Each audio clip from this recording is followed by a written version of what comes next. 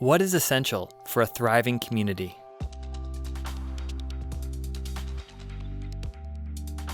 In Lombard, our public safety facilities, some built 50 years ago, were not designed to meet modern safety standards and no longer have adequate space. To continue providing the community with a high level of service, our facilities must change to meet the current demands. When our police facility was built in 1974, it served Lombard well. Since that time, however, there have been many operational changes in policing, and our staff has grown significantly. The building itself faces space constraints and does not meet the current code and accessibility requirements of a modern police facility. The building is simply not designed for effective communication and sharing of information, a must for any modern department. As a result, the department has been forced to adapt to a space that is outdated, overcrowded, and not well suited for compliance with emerging best practices in law enforcement. Our Sally Port is problematic because it isn't a drive-through Sally Port and the space in it is not adequate to safely transfer prisoners as well as store equipment. Most police departments have a dedicated Sally Port area that's clear of obstructions and steps because that's just safer. The less items that are in the way of walking a prisoner in, the better, because they can't grab anything or trip over anything or run into anything. So we really need a Sally Port and dedicated storage space in terms of a garage. Our hallways to the holding cells are only 4 feet wide. Officers need to have enough space to allow the use of defensive tactics when necessary to safely restrain a detainee, which we currently don't have. In Illinois, it's a standard to have solid jail holding doors. Right now, our holding cells have open fronts, which allows prisoners to communicate with each other. We oftentimes will get different stories from different suspects, but when they're stored or they're in the same area, they can work together to get on the same page so that they have the same story. So the best practice in law enforcement is to make sure that prisoners, when they're in holding, can't communicate with each other. Policing has vastly changed over the past 50 years. And while the village has done its best to adapt the building to suit the department's needs, there is simply not enough space to do so. Retrofits can only help so much. In addition, the building's HVAC, electrical, and plumbing systems are in need of significant and costly repairs. Storage is a huge concern for the department. Evidence, records, and equipment all require a lot of space. Currently, evidence is stored in several locations throughout the building. A centralized evidence location with adequate space would make this work much more efficient and safe. Additionally, the department does not have a dedicated secure area to conduct computer forensics, something that wasn't necessary 50 years ago. Police and fire departments are struggling across the country with recruitment and retention. Keeping staff in a comfortable, safe, and appealing place to work is a high priority for both the departments and the community. With the increase of female officers, our facilities have failed to accommodate. The stations were designed at a time when there were very few females in sworn ranks. Female officers now make up roughly 20% of the police force. The department's men and women's locker rooms have reached maximum capacity, and no lockers are available for future female officers. Both the number and size of lockers are inadequate. The restroom facilities are outdated and are not ADA accessible. Mandatory training required of police officers has greatly increased, and training spaces are needed to provide greater flexibility for classroom, simulator, and defensive tactics. The fire department has identified a response gap in the central area of town. The industry standard of a 4-minute response time to emergency calls is difficult to achieve in the gap area. Currently, Lombard has 2 fire stations, Station 44 and Station 45. If Station 45 gets a call on the north side of town and responds, this leaves this station empty.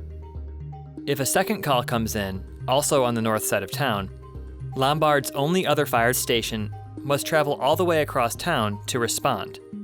If Lombard had a third fire station that was centrally located, response time to calls would drop significantly.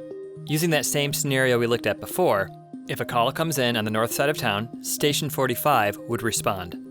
And if a second call came in, also on the north side, a centrally located fire station would mean much less travel time, and thus response times would be drastically reduced.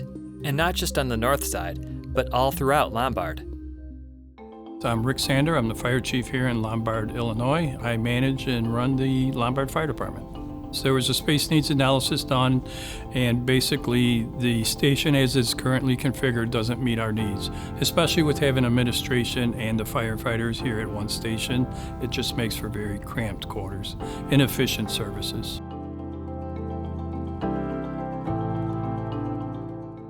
Both of the stations now have limited base one for growth, for records, for people, for apparatus. So by building a third fire station, we're not increasing the personnel initially. So that would take some of that burden off of the existing stations. We would move some of the personnel and some of the vehicles. So that would give the two existing stations more space for less people and less equipment and storage. As both stations are currently configured, we have very limited space for female firefighters. So that creates a problem as we're trying to recruit and hire additional firefighters. There's also no room for growth. These stations weren't meant to hold the amount of people that we do. Right now, we're having a hard time recruiting and retaining qualified individuals. And one of the reasons we've heard is our stations are old and they're crowded. We have new equipment. We have the best equipment we feel in the area. One person wants to use the shower and it's not available, or somebody's in the bathroom and it's not available. People want to use the phones or whatever. It's just cramped. It's nice to have a space where you could go and decompress and have some space to yourself. And currently we just can't do that, and that affects people over the long term. So we have 4 pieces of emergency apparatus going out of 3 bays. Obviously that creates a challenge, and it's a safety issue. If you can pull in and out of the station, it's always best. If you have to maneuver around something, not only do you have a chance of hitting something in the station, because it is cramped quarters. The other thing is backing in at the stations. It's even worse because now you're backing in. That's where accidents happen. There's more accidents when you're backing in than responding, and it's just not ideal. Tower ladder is a specialized piece of equipment, and there's only one in the city. So if we built a third station, we would put that tower ladder in the middle of the city, and that would have a quicker response to the north end of town, the south end of town, to the whole town in general. It would cut down on their response time. The public safety building project is something that emanates from 2 key strategic plan goals. The first one being well-maintained infrastructure, and the second one being operational excellence. So because of that, the village board commissioned a study to look at the condition of our police and fire buildings. And that study did come back and say that our police station, which is over 50 years old, is no longer in a state to serve today's police department. Furthermore, because of its age, we couldn't rebuild it in a cost-efficient manner.